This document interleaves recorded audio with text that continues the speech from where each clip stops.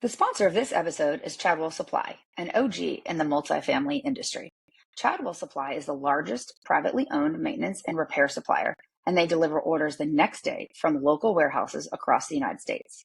To find out how Chadwell Supply will make your day better, visit www.chadwellsupply.com/difference. Hey friends, welcome to another episode of Optimized, a marketing performance podcast brought to you by the Multifamily Media Network. I'm your host, Janet Rosseth, a 25-year veteran of multifamily marketing, and bringing you this episode today to see if we can get 1% better together, whether it's in your professional life, your personal life, your processes, financial, whatever it may be. We're going to search for 1% better, and I'm super excited today to have Carol Enoch from Enoch Company, and we're going to be talking exactly about finding 1% better and optimizing financial performance. Hi, Carol. Janet, good morning. I'm so happy to be here. I'm happy to have you here. Do you want to introduce yourself and just give us a little insight as to your career in multifamily and how you ended up in this position you're in? Yeah, I would love to. So my name is Carol Enoch. I'm the CEO and founder of Enoch Company. We're a multifamily advisory firm. We focus on asset strategy and innovation implementation. So we have kind of a unique structure where our clients are both owner, developer, operators, as well as folks that are in the supportive partnership part of our industry. So fintech, PropTech, MarTech, anything that will make multifamily better, we're here to help. So that's me. I've been in the industry for 22 years, started as a leasing agent, and have had about any job you can imagine on site, up to asset management, and now the founder of my own company. I would be remiss to not introduce our director of PR, who's also with us here today. Her name is Libby. She's my cat. You probably hear her in the background. We often say at Enoch Co that we're all here in service of rent collection. We're also all here in service of keeping Libby in the lifestyle to which she's become accustomed. Libby, come here. So if you hear tiny meows, that's her. She collects all public relations inquiries to meow@enochco.com, so you're welcome to reach us there. I love that. I'm going to send her a message as soon as we're done here. Please do. Please do. As soon as I finish brushing her, she'll reply to you because she still has yet to have her spa morning appointment. Oh, she lives large. She has priorities. She's just optimizing over there. She has me optimized within an inch of my life, Janet. Love it. So we've had a couple of conversations, you and I'm always fascinated to hear the work that you do and how you literally find value and find money for your clients. I think in today's economy, in today's terms, we're all stretched as far as we can possibly go. I know with my clients, we struggle a lot with the increased property insurance and property taxes, and those costs create a real challenge for every other element of the budget. And while we're trying to cut expenses and reduce, do more with less, I think what you do is fascinating because you can literally look across an asset or a company and find money. And yes. I think that's a really important service. And I'd love to just dive in and talk more about how you approach that. Yeah. Oh my gosh, this is so fun to talk about. And there's a number of ways that we do it. And I think it's really important to note that we don't only find value in money, we can also find value in performance, which will lead to value in income. So there's a couple of ways that we like to approach finding value for our clients. One is through a really simple process that's an income audit. We started doing this earlier this year, and we found an average of $44,000 per year per property on extremely well-managed assets. I think that's really important to point out for this particular client. We were doing a compliance audit for them as part of a transfer into a fund. So it wasn't a client that reached out to us and said, we have performance issues. Their operator is extremely well known, they're extremely well run, and we were still able to find a tremendous amount of financial value and performance value within our audit. And one thing that I'm super proud about and excited about with this particular audit is that a lot of my team, we joke that we're recovering operators. Most of us have spent time on site. And we were really proud because when we presented our findings to the client and we presented our findings to the operator, our findings were so simple to follow that they had already implemented about 25% of our suggestions and were really excited to hear from us. As a consultant, people are not always excited to hear from you, right? You're not always bringing them great news, but that was something that I felt was very important. So we're bringing value not just to the income side of things, but the operators really felt like we were partnering with them, which is something that my team and I spend a lot of time and energy focusing on. The audit is pretty simple, and it's something that we can do for you. It's something we can teach you to do. It's taking a rubric of, just leasing, operations, maintenance, insurance, utilities, and we go through and we check everything and make sure that it adds up. In this particular audit, one thing that we found, which was pretty simple, they had a property management software system that was separate from the system that creates their lease. This is not abnormal. You'd have a renewal, lease would go out at a higher renewal rate. It had to get manually entered into the property management software system. So we found between 5 to 7% of revenue being lost on any given unit because their numbers simply were updated in the system. So manual errors. So then we're able to go in and say, hey, here's maybe some technology solutions that we recommend. Or if they are married to their PMS, which a lot of people are, great. We found the units. We need to address it. You're gaining that income. That's interesting. I think you and I have talked to you about, let's go back to the consulting piece, and no one wants to hear from a consultant that they're spending money unnecessarily or didn't realize that they could have saved themselves $44,000. But I think the benefit of bringing consultants alongside on that kind of an audit is that it's rare within the operations team or within an organization that's managing a portfolio of properties that anyone has time to peel back those layers and look really closely at them. And it's almost that you're two in the trees. Where bringing in a consultant, they're typically above the trees. They know what to look for. They know where to poke next. They know, how to go down the rabbit hole. And it is not uncommon, like you said, that there are multiple tech layers doing the same thing. There's redundancies. There's what we call friction factor. We measure friction factor in an audit on the leasing end, marketing to leasing handoff. And it is just incredible how often a simple form fill is not getting to the leasing agent and you're spending thousands of dollars on that lead source and claiming it doesn't work. And lo and behold, there's a connection in between there that just isn't firing right. So I think that's an important piece on consultants coming in and not coming in to point out where there maybe is a failure or a breakdown, but where there's an opportunity. That's right. And our approach, again, since most of us worked on site at one point or many points in our career, we're really here shoulder to shoulder working with you, thinking about what's the person's experience like. Something I do want to point out too about the audit is that and we can do an audit in any number of ways. We've done audits that have taken us months, and we've done deep dives and huge market research and white papers and all of these things, which is fabulous. This one that I'm talking about is 100% remote. It's extremely reasonably priced. And once we get everything set up, which takes maybe a week, depending on our partner that we're working with, depending on our client, and how easy it is to access their systems, we can get an audit of a full property, I'm talking 200 to 400 units, done in a day and a half. That's incredible. So it's super quick, and we have people doing it. We do have some tools that we utilize. We partner with Reba Amenity Analyzer on some parts of our audits, and that doesn't require that our clients sign up with them. There's a report that we pull and a floor plate, and we're able to get the information that we need about how to price the amenities for each unit. So corner floor plan, balcony, wooded view, ocean view, those types of things that we find tremendous value in.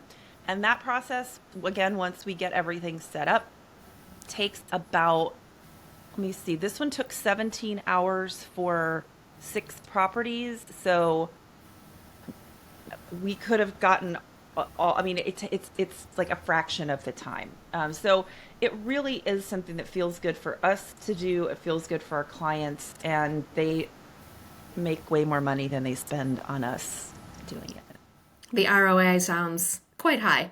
It's pretty phenomenal. I'm not going to expose what our fee structure is, But I'll just tell you, like, I can't think of a project that we've worked on where our clients have not seen, and this is across the board, where the clients have not seen the full amount that they spent on our services realized within a year. That's incredible. I mean, I'm an asset manager by training, so like it's not in my blood, like it's not in my genetic makeup to allow my clients to spend money that's not going to come back to them. Right, right. I'm curious, go back to your asset management role, go back to that hat. Why wouldn't you sign on with this type of an audit? What would prevent you or slow you down from signing on and saying, help me find $44,000 right now? I don't know. I feel like everyone should be calling us right now. There's a couple things, and that's a great question. One piece of feedback that we've gotten, especially this year, and it's both direct and indirect, has been that people don't want to spend any money. And I get it, because for our asset management clients, I'm slicing budgets like I'm cutting up a birthday cake. I mean, it is no holds barred out there. Me too. Expense control is critical. Yes. So we do have an option for a performance-based fee structure on this, where we're paid after we find that income for them. So we've found a solution for that one. I think another reason is that people sometimes don't feel like they have time to do it. I think that's a big one. Everybody has so much on their plate, and they feel like this is going to take away from the work that they're doing. And I don't think there's just not a lot of effort that the client has to do to get it set up. We do like to do what we call a readout, where we have a meeting either in person or virtual, where we go through everything with them. That typically takes about 45 minutes per property. And then if we do a summary at the end, if we've got a whole portfolio we're working with, we might do a readout with, the whole team. That's maybe an hour, hour and a half. So the time commitment is pretty minimal. I say that understanding that there are days that somebody's like, this will just take 5 minutes. I'm like, you can take your 5 minutes and you can put that 5 minutes where the sun don't shine, because everything takes 5 minutes. So again, I understand feeling like you don't have the time. It's super overwhelming, but we do work very, very hard to make sure that we're only connecting with our clients when the time is providing value to them. And I think that's something important too, that I've learned running my own company and running a consultancy, is that time is energy and effort and money. And so I'm not on the phone with a client unless it's providing value to them. We can't do that. Nobody wants it. I don't want to do that. Libby, the cat, she's not into that. She wants her Libby's got you busy. Libby's got me busy. We've got stuff to do over here taking care of a 19-year-old cat. Right. I think you brought up a really good point that, sometimes the reason not to do it can be based on time, or can be based on hesitancy. We're busy cutting the budgets, but there's also a hero opportunity to say, I found someone who can help us find money rather than save money. Yeah. And that can be a real win too. I have a lot of conversations out in the industry, at industry events, or with clients on not just cutting budgets, but vacancy loss too. I mean, there is... Oh, girl. I have so much to say about vacancy loss demand right now. is decent. Rents are fairly flat right now. Concessions are out there. And there is just... there's a lot of vacancy loss, and that actually crushes my heart, that there's lost income happening out there while, some folks are still out there throwing more money at more leads, and yet the vacancy is still sitting there. And I know you and I have talked about this too, but let's shift into performance for a second here. What are the easy wins on performance that could really change the income, the success of a budget? Let's talk about that. Train your leasing agents. Let me just say this so that everyone hears it loud and clear for the people in the back. All of our job is to collect rent. Everyone in this industry, we are in service of collecting rent. That is our job. I don't care if you're in MarTech, FinTech, PropTech, asset management, investment management, EV charging, I don't care what part of the industry you're in. Rent pays all of our bills, period, end of story. The place that we have the most room to impact our business models and the operations of property is our income. We have the ability to control, in some ways, obviously there's market factors, our income. We take our income, which is the most important part of our business, and we put it in the hands of folks that are considered entry-level employees that are getting paid.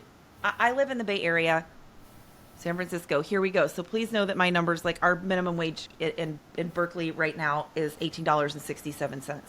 You're lucky if you find a leasing agent that's getting paid $25 an hour, okay? So we're paying them minimum wage. I've seen commissions as low as $25 a lease for a lease that's worth between $40,000 and $80,000 a year. And that's what we're doing. And when I blind shop properties, which I do every time I travel, if I'm on vacation, I guarantee you I'm dragging my family through some high rise that we passed because I'm like, I just want to see what they do in Hawaii. Like, I know, maybe right? they have rattan furniture that I've never seen in the, whatever. Let's see what their amenity package is like. The amount of lack of follow-up, of people not calling back. I mean, it is, and look, I'm real judgy about this because I started my career as a leasing agent, but I am so passionate about sales and training our salespeople and giving them the resources that they need and reducing the friction. I had a conversation with a colleague yesterday who's doing a project on centralization for a large, phenomenal group. I mean, fabulous owner. Their third-party operator, leasing and marketing teams don't report to the same people. Now, you're a former leaser, now marketer. I'm a former leaser, now whatever the heck I'm doing. This just blows my mind. I'm like this when I'm working on something from a sales perspective. Me and the marketing team, we're like texting 14 hours a day. Right. There's almost a disassociation between marketing and leasing right now, and the two are so important together. There's got to be synergy. Yeah. Otherwise, marketing is spending money and handing off leads, and leasing isn't really sure how they're supposed to be carrying them forward. That's right. We experience that all the time, too. And you and I have talked about this, too. I agree completely with the entry level being the face of the company, the first person that impacts that income, and really down to how exactly are they trained to handle that lead in the first place. And you mentioned that commissions might be as low as $25 or $50 or $100, but let me just throw this idea out to you. Should commissions just be paid based on whenever you lease that apartment, you get the commission? Or should it be based on like how tightly you can turn that unit with very few days down? Okay, so you're hitting on something I'm super passionate about too, which is incentivizing our maintenance teams. So I bonus my maintenance teams on their turn times. I bonus my maintenance teams on renewals because they talk to the residents more than the leasing staff do once they move in. The other thing that I have found works exceptionally well in compensating leasing is compensating on net effective of your annual rent. So I am a huge fan of short-term rentals, of flexible rental space, of furnished rentals. I've done programs with Airbnb. I've done programs with Peer Space on common area rentals. I'm a huge fan of optimizing ancillary income in creative ways. In my mind, there's no difference between short-term rentals and quote-unquote long-term rentals because all rentals are short-term. Nobody's buying their apartment, right? That's a whole other economic story for another day. But like, let's get creative. Let's like take our brains out, give them a wash, and find something fun to do with our vacancy. So when we're looking at our ability, I just totally lost my train of thought. What the heck was I talking about? I got so excited. Oh, you were talking about optimizing NOI. Let's backtrack. Short-term rentals versus long-term rentals. Oh, okay. Sorry. We're talking about how we incentivize our leasing agents. It's a little circus up here, you guys. It can really benefit you, but sometimes it gets a little crazy, but it's always fun. So with our leasing incentives, let's say somebody rents a short term for 3 months.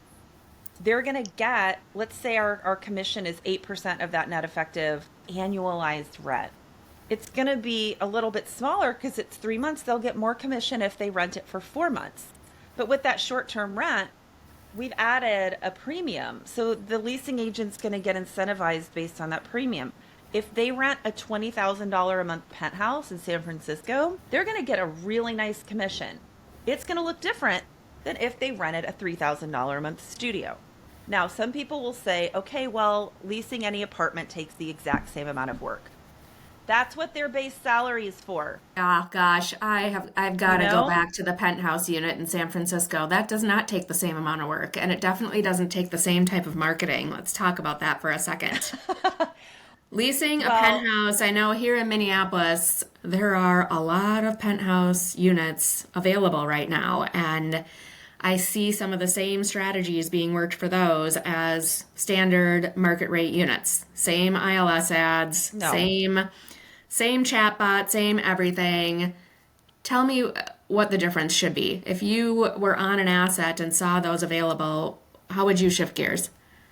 I would immediately call a real estate broker in the area that specializes in high-end home sales. I would also look for the construction company that specializes in high-end renovations. Right, Because folks who are your going to be out of folks, their home for a year oh, or they're two. out We for all know 2 or it's not a 3. year.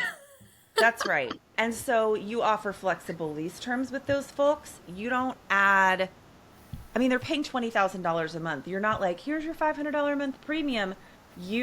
Like when I was working on site in a luxury high rise in San Francisco, we had 8 penthouses. They all had my personal cell phone number as the general manager who was overseeing 22 people on site. I'm like, you text me if you need anything, you call, like they have full access. So that's just, I mean, that's getting into management. I mean, I personally stood It's and not held, the same structure as sending them through a resident portal. It's a little white glove service. no, I did that for them. I'm Yeah. like, let me put your application in for you. Now, here's something I will say. Student housing, senior housing, market rate housing, affordable housing, customer service.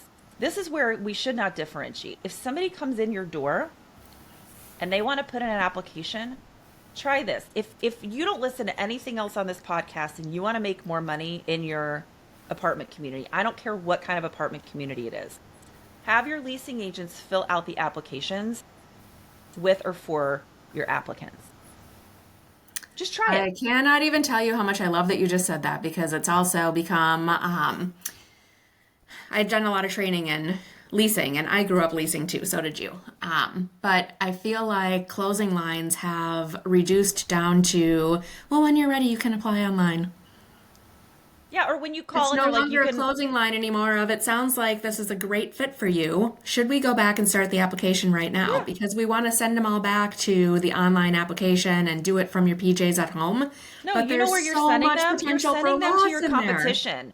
And if you're unlucky, you're sending them to a property that I have my hands in, and my leasing agents will not let you leave without filling out an application. So please send them to me. Go ahead. I'll take your leads for you. I'll take them. No problem. Let's go. No, I And really don't one want of to your do that. recent projects that you and I were talking about, you literally were boots on the ground in the Girl, we trenches just, with the teams. yes, we just sold that asset at a record-breaking price. I am so proud. Sellers thrilled, buyers thrilled. The attorneys, I mean, the attorneys are fine. Brokers are thrilled. Like everybody, it was such a win-win-win-win-win. How That did you sale do it? process You got in took the us a trenches with the year. team. How did you do it? I prayed a lot. I did a lot of yoga.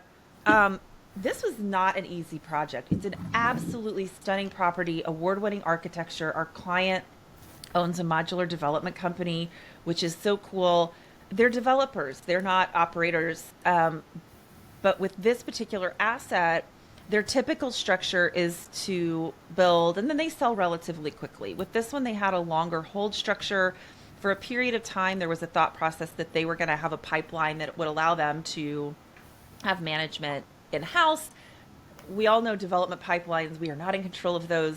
Lots of different things happen, but we ended up with this one with the owner managing in-house. And so our team came on board as asset management, and we call it asset management plus plus plus because we were really just helping support their team that was directly reporting to them where they didn't have some of that multifamily knowledge.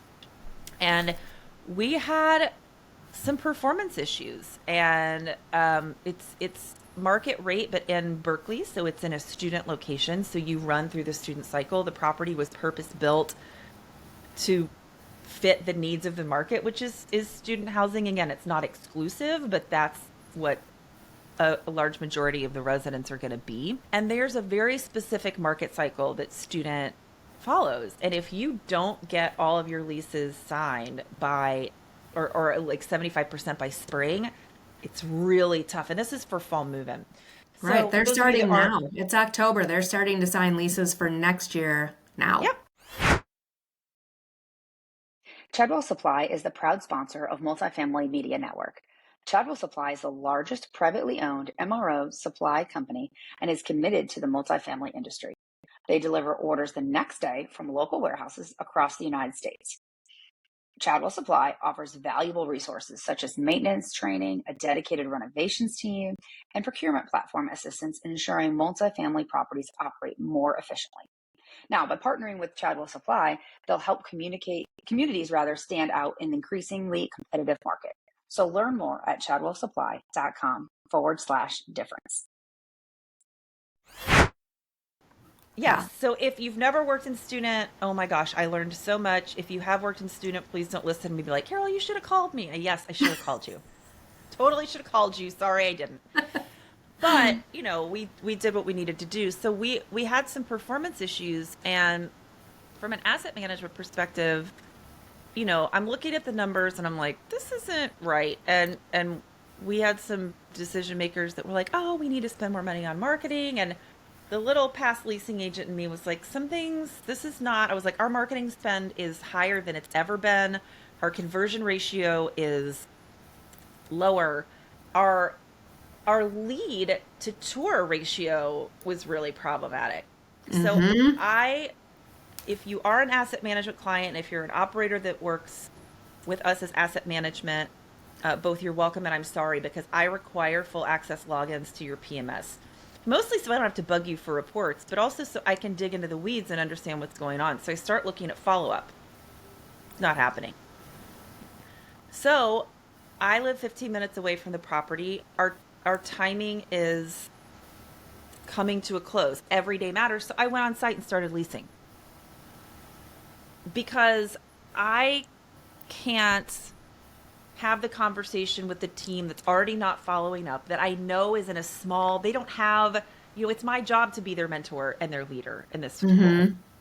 It's not specifically aligned to my scope of work, but I know that they don't have that support structure that some of the larger companies do, where they have a training person or a regional manager who's going to see that and going to come in and provide that support. And what I found through my first role, asset management, where I was really working to pull it all the way back and make sure I was just sitting in the numbers and really staying in my lane and just say, hey, you guys go fix this. Well, that doesn't work either, because nobody likes to just be like, Janet, go figure this out on your own. I think people like teamwork. So I'm there side by side. I'm like, well, what happens when you ask for the close? Like, well, we're not comfortable doing that. We don't really, people really want to be left alone. I'm like, cool, I'm going to try it. And we're going to see what happens. Who got a lease? I did. The team watched me get a lease. Now, who's never letting anybody leave without asking for a close? I had an intern who's phenomenal, who was working with me for the summer. I brought him on as an operations analyst. And even though this was outside of his scope, he's on all the performance calls. And literally, he's hearing all this happen. And he's like, well, what do you know? I was like, we need more people just to dig in and go through these leads. And he goes, put me in, coach. And I was like, William, God love you. So he comes in. He doesn't have any leasing or sales experience. He's in college. And he's like, what do I do? I was like, start calling people. He got 5 leases in a week. Just from picking up the phone. Calling people. I have a from coffee last mug year. sitting on my desk. For those of you that are listening and can't see this, I'm holding up the coffee mug on my desk that says #bring back the phone. Yep.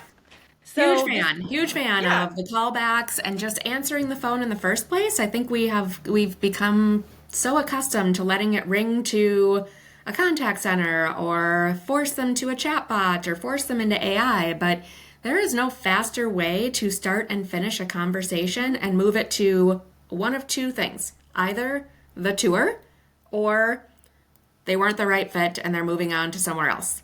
That's right. One of two options. That's all you're getting down to is one of two options. You're with us and you're coming in for a tour and moving to the next steps, or we're not the right fit and you're moving on to whatever is. But we take so much time and so many touch points between chatbots and AI. And don't get me wrong, I love all the prop tech in helping to pre-qualify and move people towards those steps. But if you are in a position right now where you have open units and vacancy loss, like for just the next couple of days, pick up the phone faster. Yeah, that's right. Pick up the phone and call every prospect out there and ask if you've done everything you can to help them make their decision. Yeah, and pick up the phone and call me. I will train your leasing agents. I am a third party, I'm my own entity. I'm not beholden to, whatever. So like, I would love if just everybody was leasing better. Yeah. So like, this is some good free advice. Please take it. But seriously, like, I'm always happy to do a quick half-hour courtesy call with somebody to figure out what their needs are, or do some quick consulting, or we've done leasing training for clients before, and I do a strength-based training model. It's super fun. The teams love it. It's incredibly cheesy. There's candy involved and Post-it notes. Like, it's a ball, and I'm a huge fan of doing it in person. We can do it virtually, but it's better if we're there. But it really sounds like you also take an approach of training maintenance teams to fully understand the importance of their role in leasing. Because I think that's a huge, between leasing and the synergy of marketing, there's also the synergy of maintenance and how they play well together and making sure that units are turned fast, they're impressive, they're ready to go. I mean, if maintenance knew which ones you were touring today, it would be fantastic. So, this is one of my favorite stories of life. I was managing on site a very large luxury apartment building, and we were in that last phase of lease up where we were starting to have leases come up for renewal. And that is, I think, one of the hardest parts of a lease up, because the luster and the adrenaline, the excitement has worn off of like, this is a new amazing thing, because now the leasing agents are hearing complaints about neighbors, and maintenance is trying to turn units. It just, and they're down to the hardest units to lease. Yeah, I mean, it is not for the faint of heart. So we're at that point in time, and we've got some serious vacancy loss at this asset. And I knew there were some issues with some things, and we have daily stand-ups where it's, whole team, quick 5-10 minutes, like what you do in hospitality. What are you on today? What's important? What do you need from us? Bing, bam, boom, let's go. So we're at a stand-up, and our regional manager had this awesome, it was just so fun. It was called Trendsetter Bucks. So these huge fake pieces of money that if your team member's doing well, you can give them Trendsetter Bucks, and once they get a certain amount, they get a gift card, or, I mean, it just makes things fun on site, which is a fun and stressful place to be. So we're at our daily stand-up, and I've got my entire team: concierge, leasing, resident services, maintenance, everything, management. And I'm like, okay, I've got 100 Trendsetter Bucks for the person that can guess the closest to what our vacancy loss is every month. And I'm thinking, and my property manager was not allowed to guess because he knew. But everybody else, assistant managers, leasing, and you know who guessed it? Maintenance. My lead maintenance tech, the one who did all the turnovers. So he got 100 Trendsetter Bucks. And I'm like, okay, cool. Now we're going to go. So this is something that happens a lot, and you got to pay attention. You have to handle this with delicacy. If you've ever worked on site, you've heard of a graveyard unit. So they'll go and pick bones from the graveyard unit. Mm-hmm. So we had this really hard unit to lease, and I looked and I was like, why is nobody showing this unit? So I go pop in. I'm like, oh, they've been using this as the graveyard, and nobody told me. There's a door missing, blinds missing. So I stand there with my pile of money, and I was like, for everything. And what would happen is leasing and maintenance kind of had they're like, we're just not going to tell anybody, which wasn't cool. And also, leasing had gotten in this habit of just putting maintenance requests in when they saw stuff instead of fixing it themselves and taking action. So I'm standing there with my pile of Trendsetter Bucks, and I'm like, if you do something right now that will make this apartment ready to rent, you can come and grab whatever, like one Trendsetter Buck out of my hands. We had that unit half turned in 45 minutes. I had maintenance teams taking out the trash. Leasing teams taking out the trash. I had maintenance putting doors back up on their hinges. I had concierge ordering parts. So involve people. I think it's really important that we share the financial impact of everything that we're doing with our teams. And then we set up a structure. I mean, this company already had a structure to incentivize maintenance based on turn time. But with the lease ups, it was a funky situation. And so we really had to get creative. So that handing the money in the moment. And I just thought this was a great idea because you don't want to stand around with cash in your building. That's not safe. And these huge monopoly dollars, and I cannot take credit for this. Tiffany Bird gets all the credit. You know, these huge, I mean, it makes it hilarious. And sometimes like fun. Yeah. You get its real impact in the moment. And so, you know, these are the things I feel like that sometimes it really is just shaking the numbers up a little bit too. Like you said, if you've got, let's just say 15 vacant units, shift the list and sort it by the one that's been vacant longest. Why has it been vacant longest? Go on a team field trip, walk to that unit and check it out and see why it's been vacant longest. A lot of times we find it's the one that's the furthest from the office. Yep. Just hasn't really, nobody's been paying attention to it or giving it love. But when you go stand in it and start talking about all the things that are good about it, all of a sudden it's the first one to lease. Yeah, that's right. Or what you can do is make, you know, call Court, call Brooks, call your furniture provider, say, get me a mini model, put some Wi-Fi in there and set your leasing office up in that unit for a week. Right. Yeah. Everybody always wants the model. Don't be afraid to move your model. Don't keep your model in the same place forever. Move it to the next unit that's not moving, the next floor plan that's not getting traction. You move the model to it and boom, it's leased. Or add models. If you've got a lot of vacancy, again, call your furniture providers. They will often figure out very creative ways to get you models at a quite reasonable rate or free. Isn't it interesting, Carol, that some of this seems like such antiquated old concepts, right? Of furnishing a model and, you know, walking the units that have been vacant longest and really dialing into the leasing teams, answering the phone. All of these things feel like we have tech for that. We can virtually stage a unit. That's all great from my perspective on having them staged online for the search that your prospect is doing. But if they're coming physically on site, you still want to wow them in the moment. You don't want to just walk them through that vacant, down the hallway, through the vacant unit. You've tried your best to wow them in your marketing. Like, what steps are you taking to wow them in person? That's got to take it a step further. And again, if you've got people that are in their starting position as leasing agents because they want to move up to GM, like you've got to create an environment and a structure for your team that's going to keep them excited and motivated to do these things too. So I think for me, like if there's two things that I cannot say enough in the marketplace right now. And the first is all of our jobs is to collect rent. Mm-hmm. I know that grammar was terrible and I don't even care, but all of our jobs are to collect rent and back to the basics. Get back to the basics with everything. Technology is phenomenal. I have spoken at PropTech multiple years in a row. AIM, I love technology. I love innovation. We have clients that are in fintech, martech, PropTech. Like, we love it. But it has to be in service of creating less friction. And it's not going to replace a good team member. It's not going to replace good training. It's not going to replace asking for the close. So I think being really thoughtful about that, you know, it's easy to look at a new solution and go, that's going to fix all my problems. Well, no, it's not. Like for those of you that are in families, did having a baby fix any problems you had in your marriage? I'm going to guess probably not. You know, babies are great. Marriage is great. Babies are also challenging, right?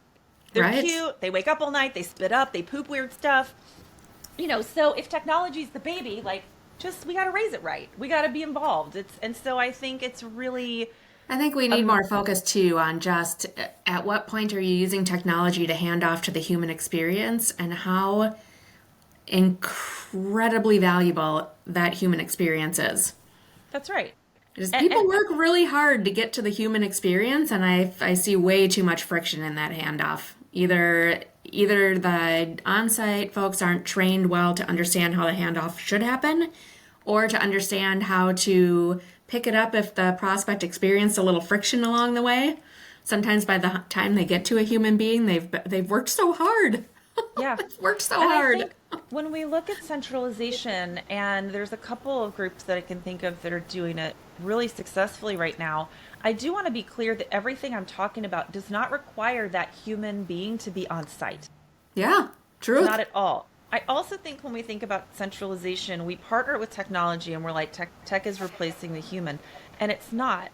Where I've seen centralization and technology and self-guided touring and things like that work really well is when it's very thoughtfully integrated with the person that's supporting, that's helping. So if you have a remote portfolio where you've got smaller buildings where it doesn't make sense to have a manager or a leasing person on site, and you're doing this remotely, you can still have this experience where you've got QR codes, maps, but somebody available via chat, via phone to walk them through the property, to answer their questions. You can ask for the close over the phone. You can ask for the close over Zoom. Agreed. But if I you think do one of the that, most impactful statements you can make right now when you do pick up that handoff is, "Hi, I'm the human." that's right. So, if technology were capable of answering every nuanced question that we have, yes, it could be really, really useful. We're not quite there yet, and we're training our AI and we're working with our AI. And there's a lot of firms that are big enough and have the ability to dedicate and invest the funds into running redundancies with their technology, and they're able to, and they're going to help push our technology forward. And then the folks that don't have as big budgets, that don't have as big teams, are going to be able to kind of come on board and start to pick up some of that. And so I also want to say just a big thank you to the folks that are out there that are really investing their time and energy into building the technology, because it's making it better for all of us. I agree. They're really looking at the problems of, we can't answer the phones often enough, and the follow-up is missing. And I agree. I think there are so many really incredibly smart people out there developing the PropTech, and there's never been a more pivotal time in our industry where your model doesn't have to look like everybody else's. And I don't mean your furnished model on your property. Your leasing model, your process model does not have to look like anybody else's. We don't all have to do this the same. We can all build out a little bit different version of what we want the prospect experience, resident experience, and employee experience to look and feel like. Yeah, that's right. I think that's the starting point, is identify what you want that to look like, and then back your way into how you're using the tech and the human handoff. Sometimes we start in the wrong place. Yeah, that's right.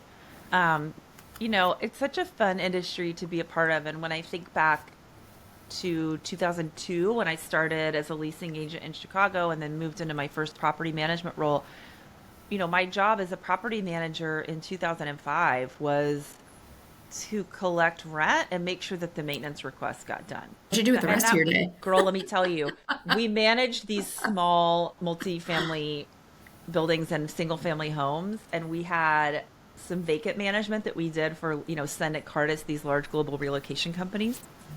And we had a client that called with an urgent request that had to be taken care of right away. And I was brand new to, no, I wasn't brand new to Chicago. I'd been there like 3 years. But I really hadn't ventured out to the suburbs. And this person's house was in Naperville, and I had to go immediately to Naperville in rush hour traffic to pick up this critical package. So I'm driving to Naperville in my old beat up, crappy car in the wintertime. And I get to the toll booth and I don't have enough cash. And it's Chicago, and the toll booth person screams at me, and I start crying. And I'm in tears driving to Naperville, get to this house. It's some Ferragamo shoes. Now, I love Ferragamos. I have some in my closet. But I was like, and if you've never been to Chicago and you don't understand the rage that exists inside of toll booth employees, it was rough. It was really rough. I can see that you're still working through this a little bit. I have to call my therapist. But no, so what was interesting about that, we had a lot of small buildings throughout the city. So I spent a lot of my time driving from property to property. We did not really have centralization there. But, looking from that point in time to see, and I give the owner of this company a lot of credit because she was really focused on customer service. So for our little buildings, we would give them little move-in packets. we'd give them a little basket with like toilet paper, a shower curtain, a little toilet brush, just like little things that you want when you move in that maybe are buried in a box somewhere, and a nice handwritten note. And that was unheard of in 2005. We also had to go knock on doors to collect rent sometimes. Right. And I had to take quarters to the bank and put them through the hopper to get our laundry remember money. that? Oh my gosh. But I think, there's so much that we can do in our industry that's just so fun now. And, when I think about how much has changed in the last 20 years, I get really excited about what we're going to be talking about in the next 20 years. Right. Me too. That's fun. I could sit and talk to you about this stuff all day long, but in the spirit of getting on with our day, right? I always end my episodes with one question for my guest, and that is, how do you personally optimize to find 1% better in your day-to-day? My family. I talk to my family every day. What does that give you? Connection, groundedness. They're also hilarious. So Comedy break. It's a comedy break. We have a whole text thread that my mom is a theoretical algebraist. My sister's a doctor. My brother is a tax accounting analyst, engineer. Like, everybody's super nerdy smart.